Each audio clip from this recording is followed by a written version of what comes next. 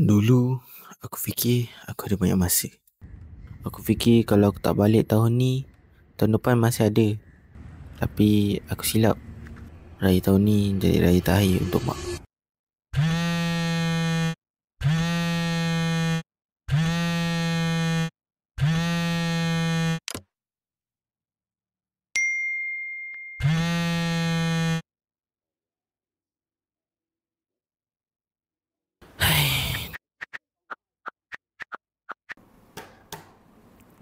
Besok boleh extend tak? Besok kita ada meeting pagi.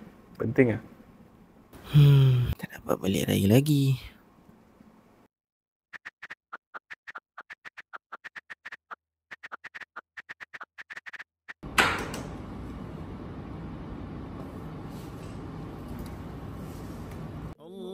Alhamdulillah, siap juga akhirnya.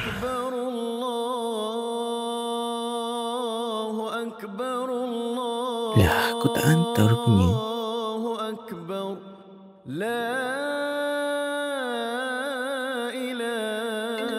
Kenapa Pak Long tiba-tiba call ni? Assalamualaikum Pak Long nak beritahu yang mak aku dah tak ada.